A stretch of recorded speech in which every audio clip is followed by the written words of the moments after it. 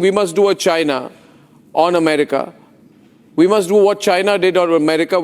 India must do it with America next, which means use America. What is happening now is President Trump is holding a gun at the head of India, demanding India's surrender, expecting India to be weak and vulnerable. But he doesn't really expect that India is strong, and it is only a decision made by the Indian government and the Indian people as to whether, how, where they want to buy their oil from. Nobody can stop India from buying oil from Russia.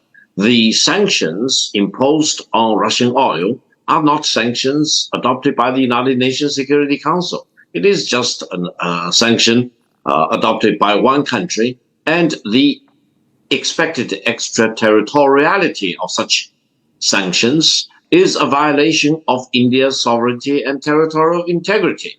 So I think Trump expects that India will chicken out, but India is strong, and I have full sympathy for India's position, and no one should expect that India should be weakened or collapsing, for example, in front of such maximum pressure from Washington. And by issuing ultimatum to proud countries like India, it is a calculation on Trump's side. Now, I think what Trump is doing is launching this anti-the-world tariff war against almost all the countries in the world, and he expects most of the countries to succumb to the maximum pressure from the United States. China will not succumb to such pressure, and I believe India will not, and we will figure out our own way as to how to deal with the maximum pressure from India from the Chinese perspective. We want to talk with the United States to calm down the situation. But if the United States continues to pick a fight with China, China is fully prepared to see complete winding down to zero of the two-way trade between China and the United States. Meaning, if the United States does not want China to export goods to the United States, then there will be no more goods to be exported by the United States to China. This is how China is dealing with the maximum pressure from the United States. China defends free trade. And I hope India will do the same thing. Defending free trade is the right thing for most of the countries in the world today to do. And it is only a decision up to be decided by the Indian people themselves as to whether, how much they want to buy oil from Russia. No other country has a legitimate say in stopping India's decision in this regard.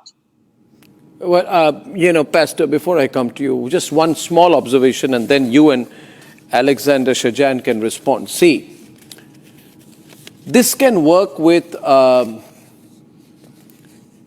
we can work with some African countries. It can work with some countries in Southeast Asia, not all. It can work with Europe because they have their limitations and slowing down of growth. It can even work with Japan because, it's a slowing down economy. They have pressures, but they fooled you because they put in a promise of investment which they are not going to fulfill. Everyone knows that. Now, the question is, where is America losing, Pastor? America is losing militarily with Russia, geopolitically with Russia, and America is unable to push India and China economically. Three big countries. There is no success with China. You just heard Victor Gao. You don't want to trade with us, don't go trade with us. We're not dying to. It's not working with Putin, who says, I will fulfill my geostrategic objectives, whether you like it or not. You want to quarrel, I'll send Medvedev to quarrel with you every second day. I'm not even going to engage with you. That itself, and it's not working with Narendra Modi, who is saying, thank you very much. We're a large economy, we've got a good domestic base, and we have partners all around the world. Now, Pastor, what happens? What happens? Well, first of all, since you told everybody I walked off your show yesterday, I walked off because you were rude and you cutting me off, and hopefully we have that solved. As a professional journalist that you are, you would give somebody actual opportunity to complete their sentences. So long as we have that understanding, I'm a happy debater. Now, regarding the U.S., first of all, India is a powerful nation. And I want to be very clear. No one thinks that India is a pushover. By no means. India is a partner of the United States of America and one of our allies. It is very challenging in the situation that we find ourselves regarding Russian oil. Russian oil makes up about 30 to 35% of total Russian GDP.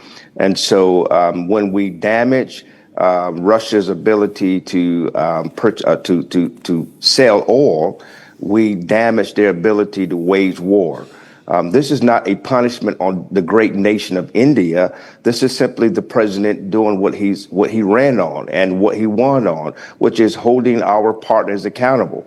One of the gentlemen mentioned about free trade, and that is great to have free trade, but also we have to have fair trade. The reality is this.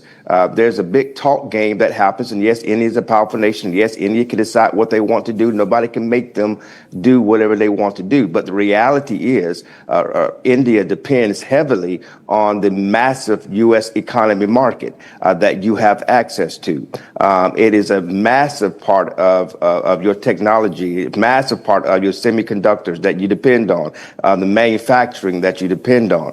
It carries a heavy weight of what what India is doing in your own economy with the massive poverty that you're dealing with in your own nation. If America wants to take on India, let them start by including the pharma sector on tariffs. America has saved $1.3 trillion because of Indian medicines. Let him put a ban on that. See, you guys think sitting in America only you have leverage. I want Mohandas Pai to put it in context. We have leverage too. Our consumer market is going to grow by 46% by 2030. We have leverage. You want to be here. You don't want to fight with India all the time. I want Mohandas Pai to put this. He can share the numbers better with you. Mohan. Mohan. India is a $4 trillion economy. America is a $32 trillion economy. The only economic giant in the world is a great country. We have to accept that the great country is the most open society in the world, is the largest market in the world. Everybody wants to export there. And sadly or rightly, everybody in the world wants to go live there because they think it's paradise. Greatest opportunity for individuals is in America. We must keep it in mind. Now let's also understand one important thing. America has an economic problem. It has $1.3 trillion of deficit in goods, $2 trillion of budget deficit. All right. Everybody is pushing goods into America, and much of the world is putting up tariffs against America. So President Trump is right in saying that you must open up your market if you want to come to our market. I agree with him. From the America First point, what he's doing is right.